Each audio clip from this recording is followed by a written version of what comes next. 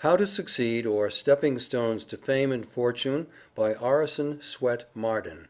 Chapter 4. Out of Place.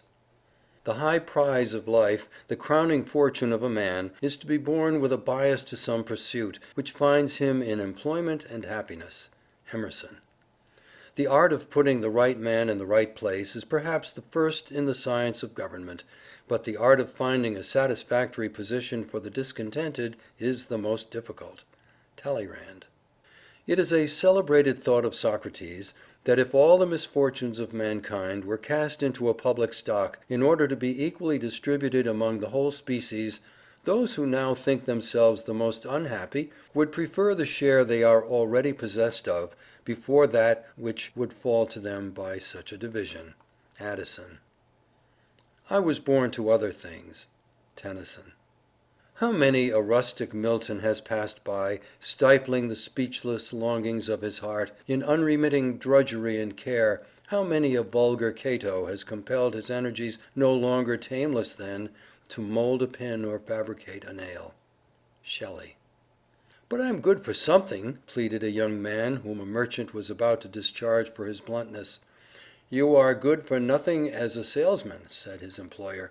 I am sure I can be useful, said the youth. How? Tell me how. I don't know, sir, I don't know. Nor do I, said the merchant, laughing at the earnestness of his clerk. Only don't put me away, sir, don't put me away. Try me at something besides selling. I cannot sell, I know I cannot sell. I know that too, said the principal. That is what's wrong. But I can make myself useful somehow, persisted the young man. I know I can. He was placed in the counting-house, where his aptitude for figures soon showed itself, and in a few years he became not only chief cashier in the large store, but an eminent accountant. Out of an art, says Bulwer, a man may be so trivial you would mistake him for an imbecile, at best a grown infant. Put him into his art, and how high he soars above you! How quietly he enters into a heaven of which he has become a denizen, and unlocking the gates with his golden key, admits you to follow, an humble, reverent visitor. A man out of place is like a fish out of water. Its fins mean nothing, they are only a hindrance. The fish can do nothing but flounder out of its element, but as soon as the fins feel the water, they mean something. 52% of our college graduates studied law, not because in many cases they have the slightest natural aptitude for it, but because it is put down as the proper road to promotion. A man never grows in personal power and moral stamina when out of his place. If he grows at all, it is a narrow, one-sided, stunted growth, not a manly growth. Nature abhors the slightest perversion of natural aptitude or deviation from the sealed orders which accompany every soul into this world. A man out of place is not half a man. He feels unmanned, unsexed. He cannot respect himself, hence he cannot be respected. You can enter all kinds of horses for a race, but only those which have natural adaptation for speed will make records. The others will only make themselves ridiculous by their lumbering, unnatural exertions to win. How many truck and family horse lawyers make themselves ridiculous by trying to speed on the law track, where courts and juries only laugh at them. The effort to redeem themselves from scorn may enable them by unnatural exertions to become fairly passable, but the same efforts along the line of their strength or adaptation would make them kings in their line. Jonathan, said Mr. Chase, when his son told of having nearly fitted himself for college, thou shalt go down to the machine shop on Monday morning. It was many years before Jonathan escaped from the shop to work his way up to the position of a man of great influence as a United States Senator from Rhode Island. Galileo was sent to the University at Pisa at 17, with the strict injunction not to neglect medical subjects for the alluring study of philosophy or literature. But when he was 18, he discovered the great principle of the pendulum by a lamp left swinging in the cathedral. John Adams' father was a shoemaker, and trying to teach his son the art, gave him some uppers to cut out by a pattern which had a three-cornered hole in it to hang it up by. The future statesman followed the pattern, hole and all. There is a tradition that Tennyson's first poems were published at the instigation of his father's coachman. His grandfather gave the lad 10 shillings for writing an elegy on his grandmother. As he handed it to him, he said, "There, that's the first money you ever earned by your poetry, and take my word for it, it will be the last." Murillo's mother had marked her boy for a priest, but nature had already laid her hand upon him and marked him for her own. His mother was shocked on returning from church one day to find that the child had taken down the sacred family picture, Jesus and the Lamb, and had painted his own hat on the Saviour's head, and had changed the lamb into a dog. The poor boy's home was broken up, and he started out on foot and alone to seek his fortune. All he had was courage and determination to make something of himself. He not only became a famous artist, but a man of great character. "Let us people who are so uncommonly clever and learned," says Thackeray, "have a great tenderness and pity for the folks who are not endowed with the prodigious talents which we have. I have always had a regard for dunces.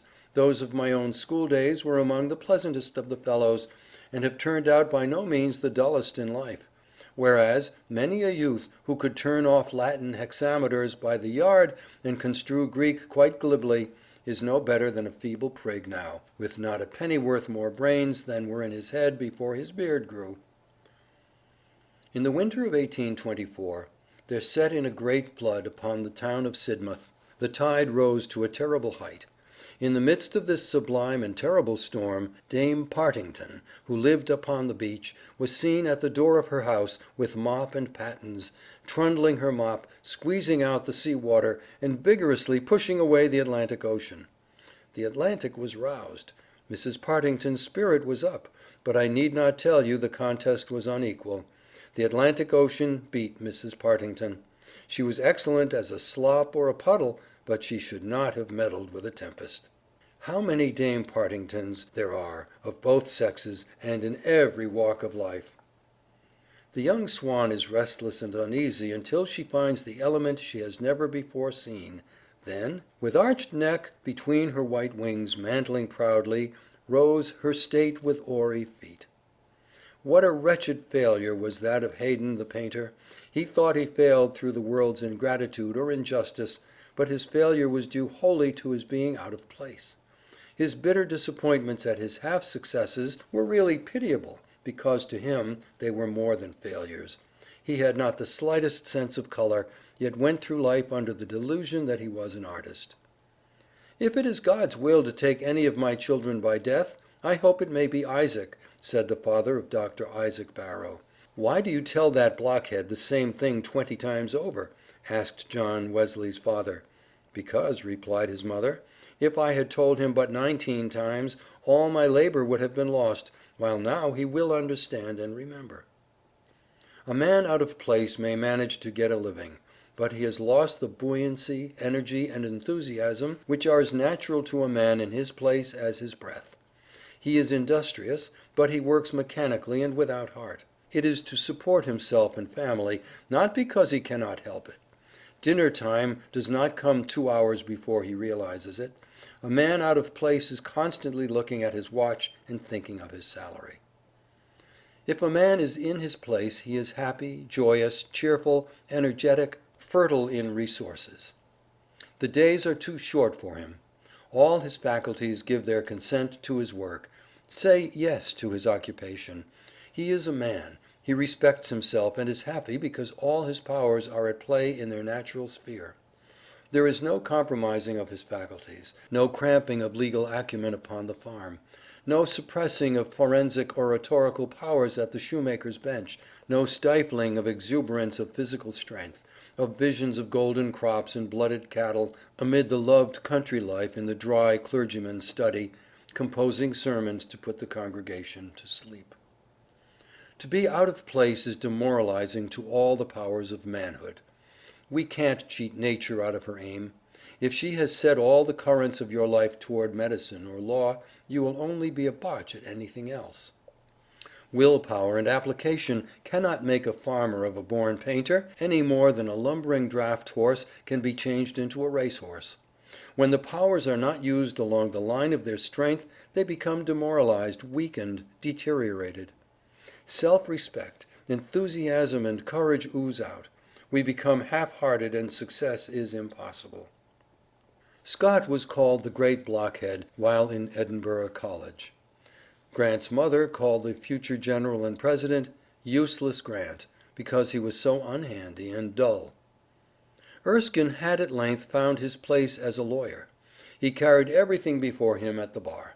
Had he remained in the navy, he would probably never have been heard from.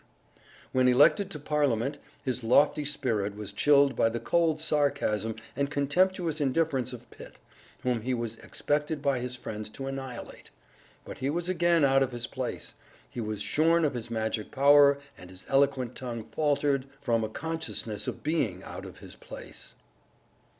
Gould failed as a storekeeper, tanner and surveyor and civil engineer, before he got into a railroad office where he "struck his gait."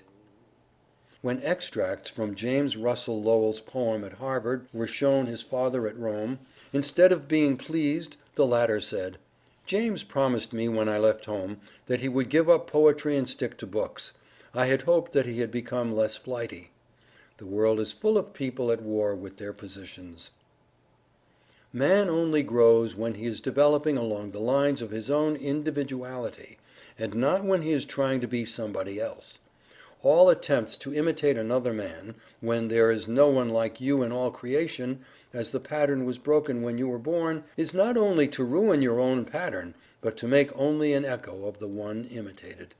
There is no strength off the lines of our own individuality. Anywhere else we are dwarfs, weaklings, echoes, and the echo even of a great man is a sorry contrast to even the smallest human being, who is himself. End of chapter 4. Recording by Lee Smalley.